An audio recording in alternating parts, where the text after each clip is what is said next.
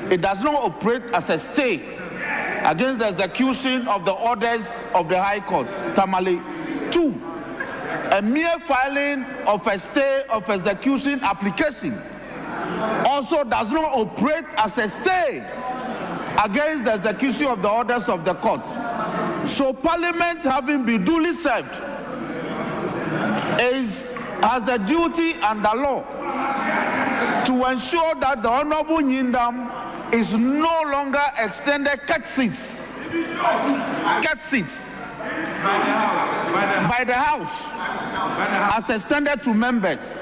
Mr. Speaker, I'm not raising these matters 92.7 Urban Lifestyle Radio Station. Mr. Speaker, when the Honorable Jachi Kwesi was ordered by the court that he should go through rerun of his elections, members of this side at the time, mainly led by the now minority leader, spoke vociferously against the fact that the Honorable Jachi Kwesi cannot be entertained in this house.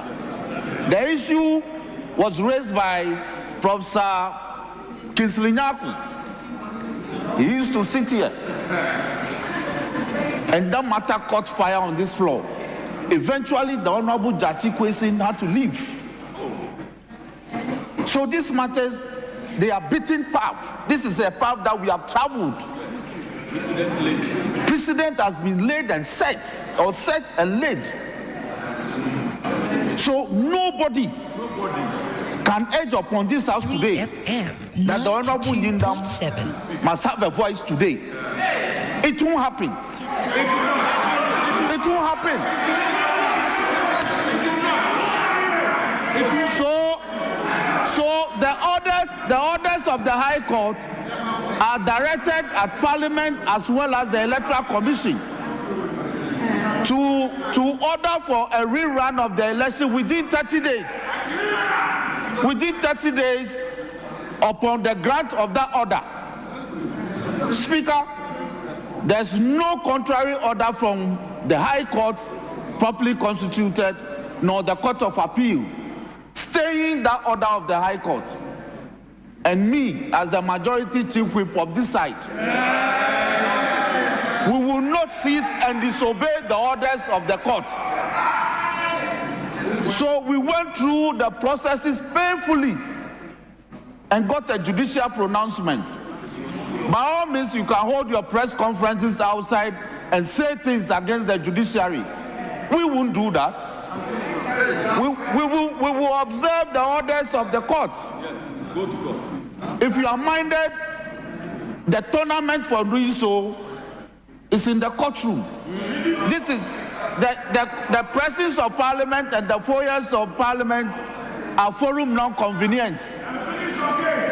A year ago, Mr. Speaker, if I may remind you, 92.7 when there were Urban Lifestyle Radio Station, and the Honorable Minority Leader, then Majority Leader, declared as Minority Leader and disagreed. He went to court to seek a judicial interpretation. Within 2 hours. And within 2 hours, he got a court order. He mounted a press conference on the steps of this Parliament and praised the judiciary to the high heavens less than 12 months ago. Today, we are told that the judiciary is not fair. But these are not matters that we will table here.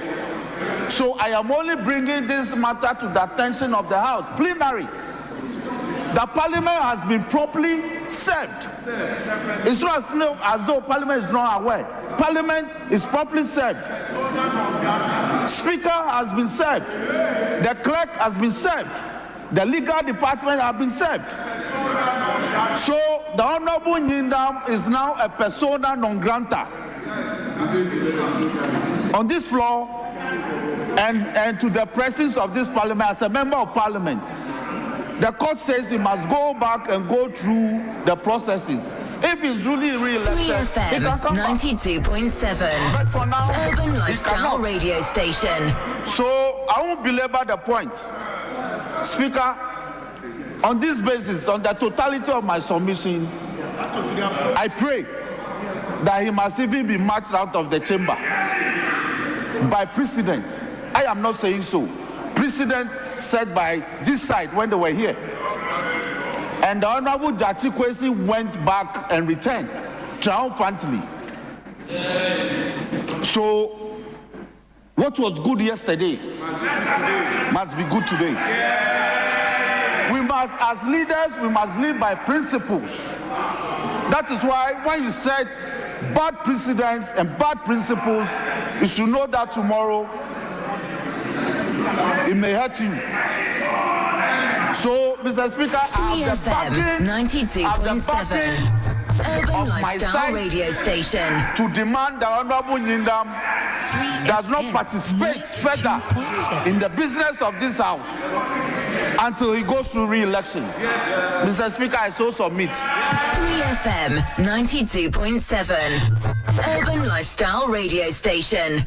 And that was Majority Chief Whip on the floor of Parliament yesterday, vociferously making his point concerning the Bandai MP. Now, if you've been following us throughout the week, we've been keeping you up to speed on what exactly has been happening.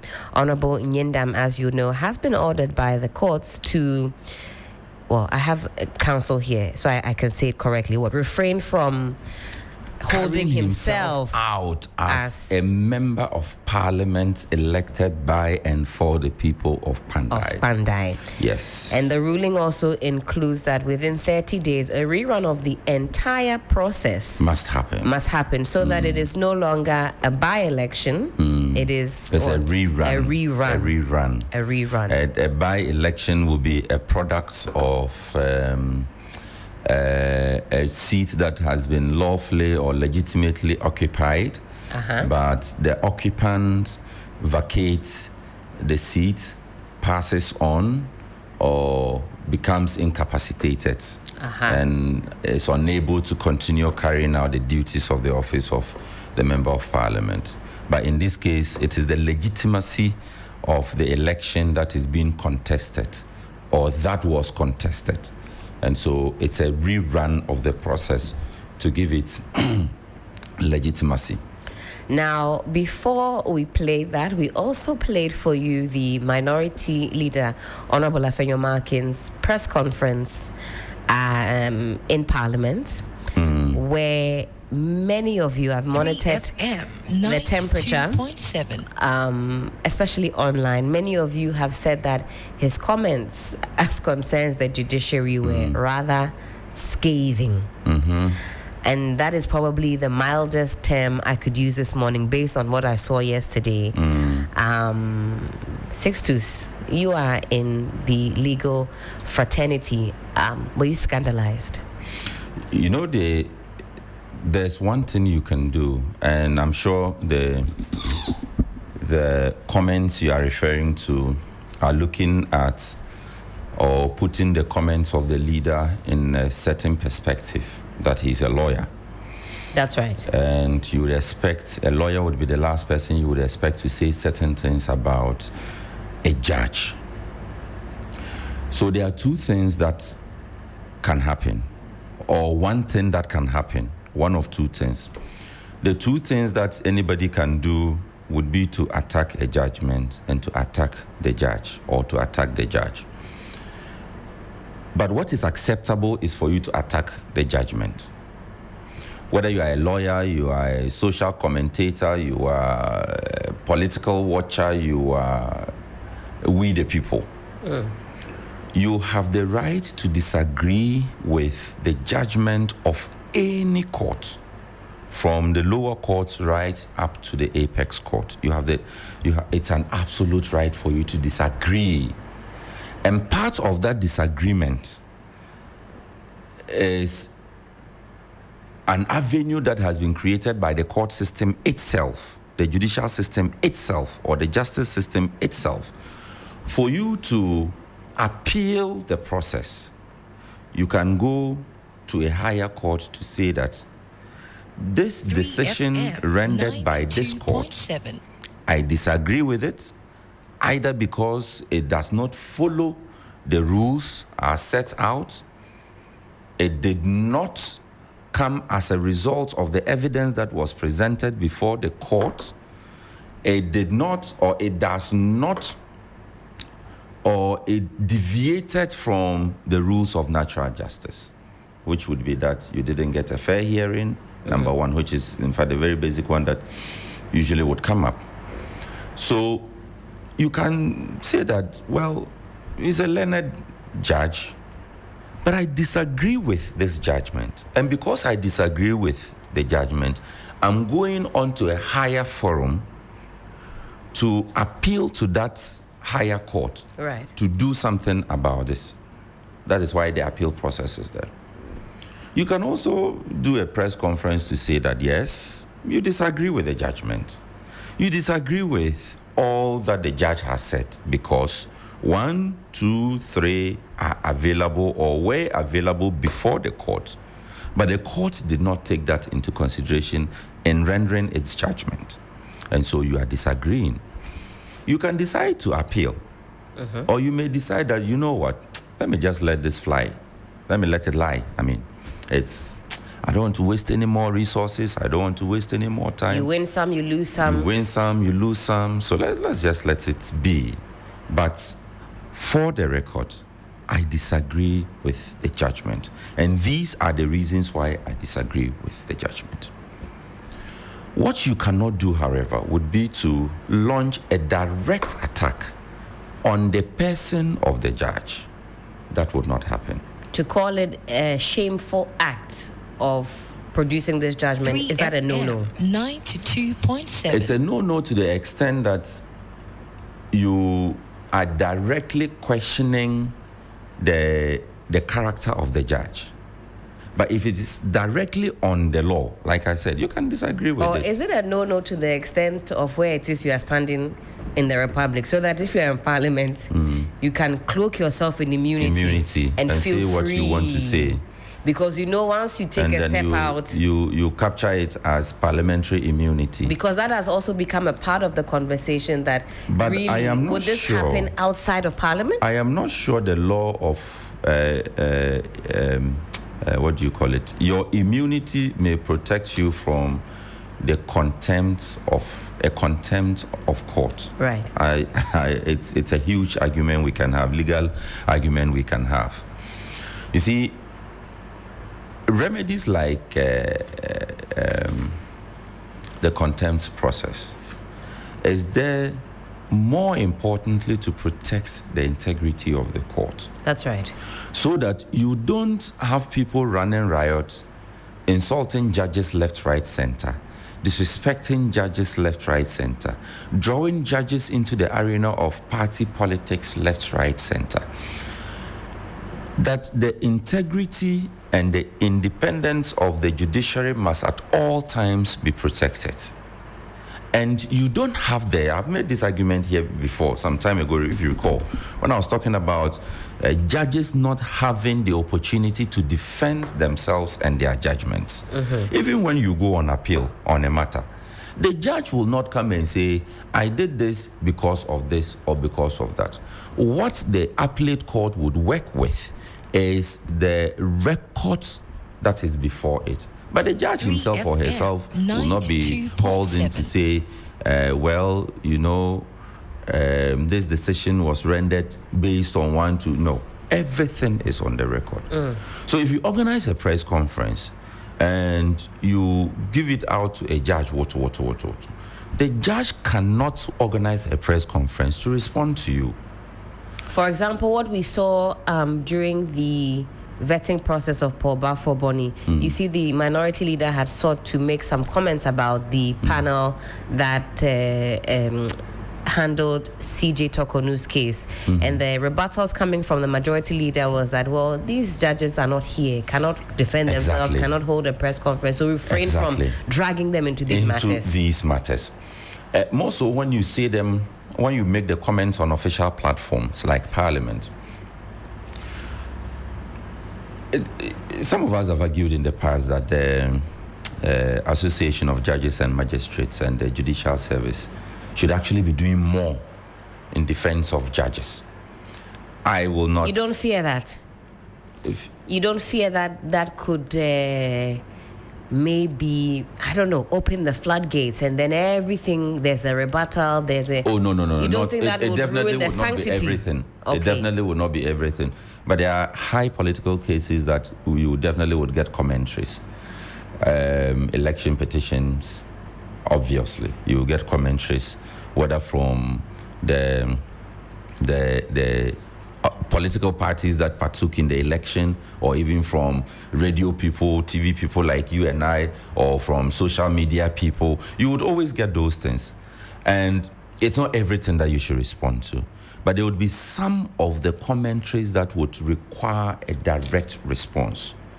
You see, 3FM, you may disagree with a judgment. And mind you, I'm not even taking sides to say whether the judgment was right or wrong.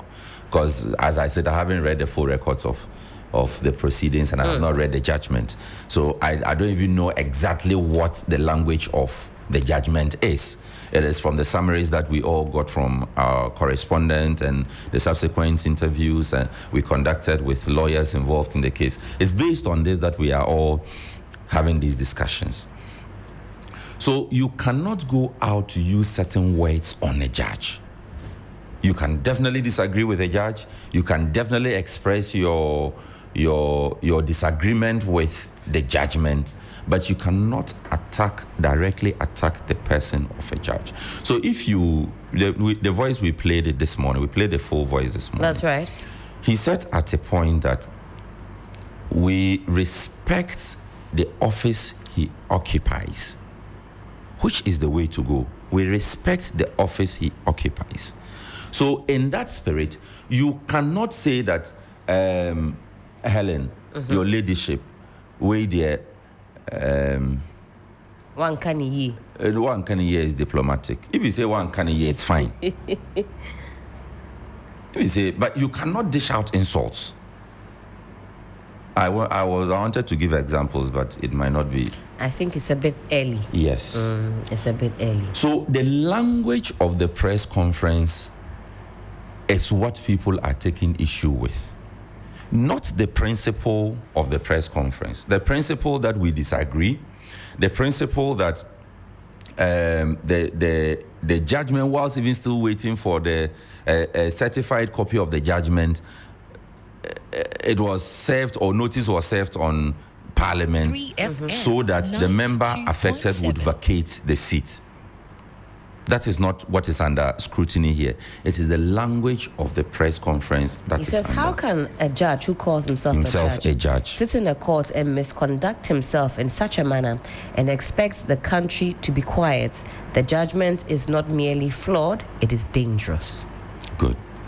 So you can say the judgment is flawed, it is dangerous, it has the potential of inciting violence, it can cause unrest in Pandai, it can bring division in our national politics, it can do 1, 2, 3. So yes, you can say that it is flawed. And it is on the basis of that conviction that the judgment is flawed that you are proceeding to appeal against the judgment. You get it? But if you use words that are openly insulting, we all know, and there are also cultural nuances, that you say, if the white man says, don't be stupid, it's not an insult. But in our land, if you say, don't be stupid, it's a very big insult. So you can't come and insult me and say you did not insult me, you spoke English. So it's a fight for not just the judges, but lawyers as well.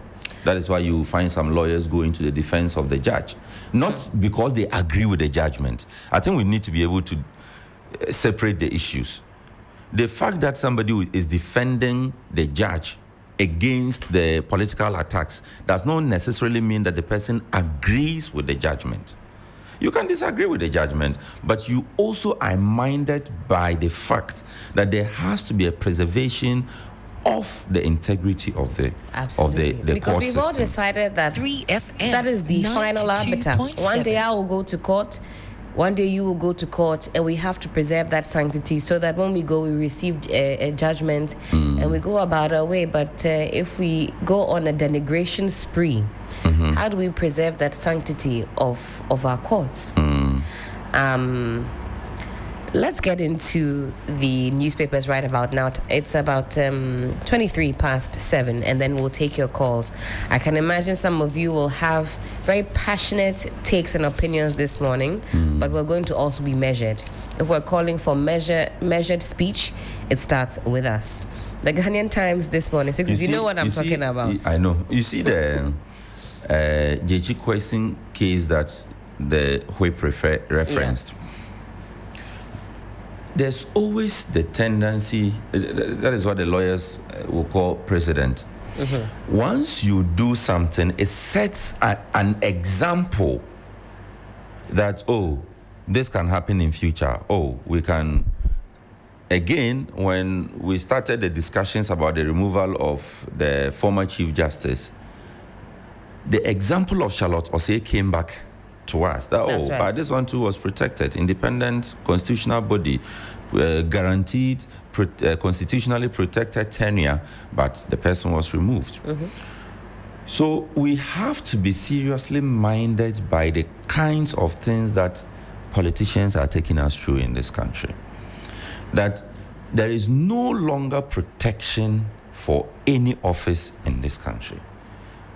The constitutional bodies, all of them, NCC, SHRAJ, Electoral Commission, what is the name of that one? Domelevo. What's the name of that office? Auditor General. 3FM. All those are bodies that have enjoyed certain constitutional protections. But for some funny reason, we have been able to weave through all of them, crack through all of them, and today, depending on which side you stand, or which side of the aisle, as they say, you sit, then you start crying wolf. We shouldn't have been where we are. I'll keep reminding us that we started from somewhere. And yes, of course, it must end somewhere. We can't, it happened to J.G. Kwesing, so it must happen to Nyendam.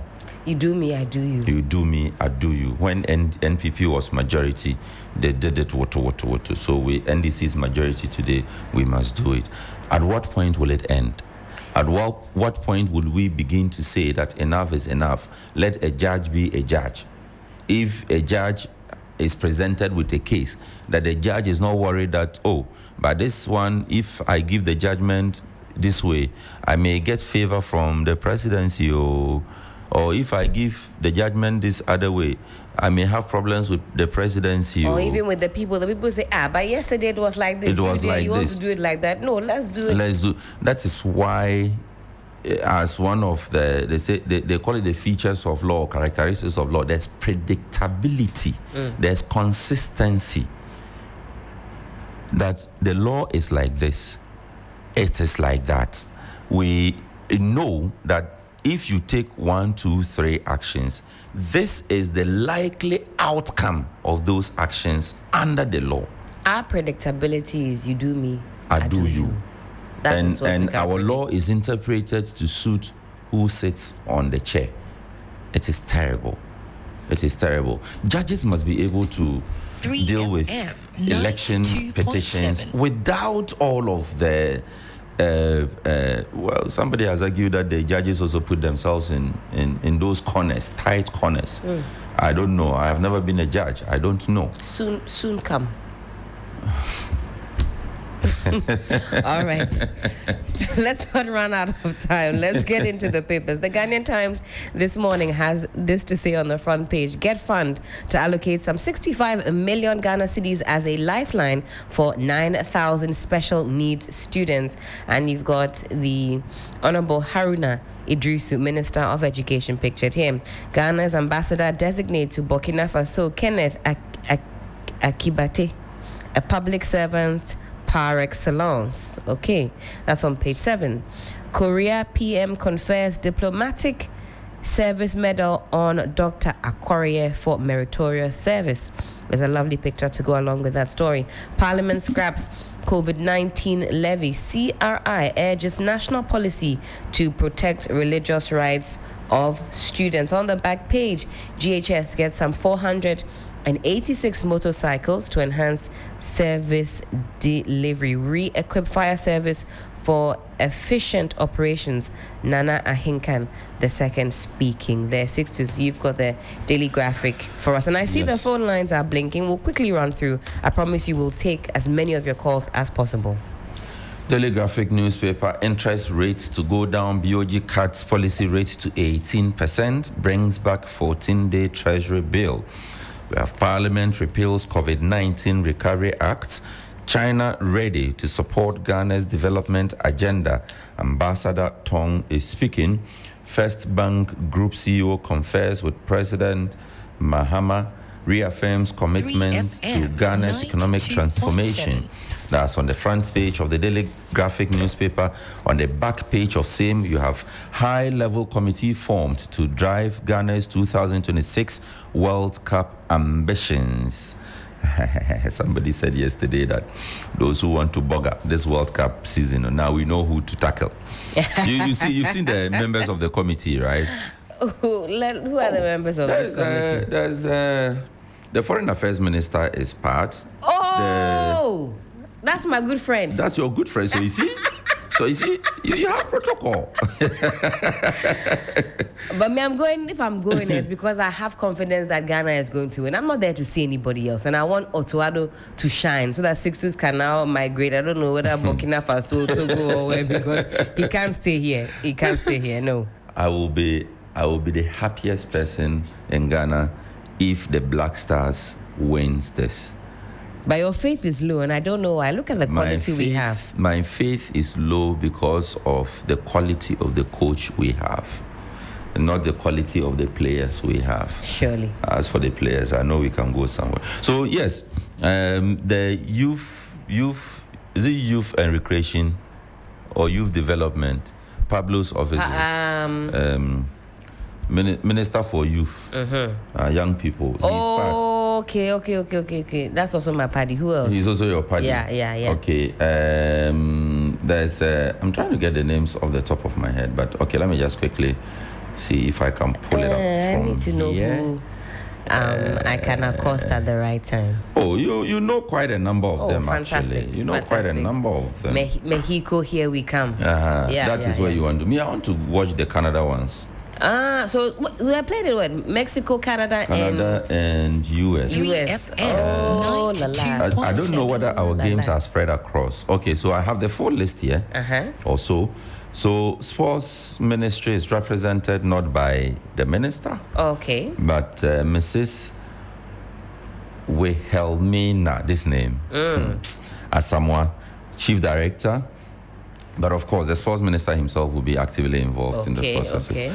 GFA President Kate Okreku is chairman of the committee.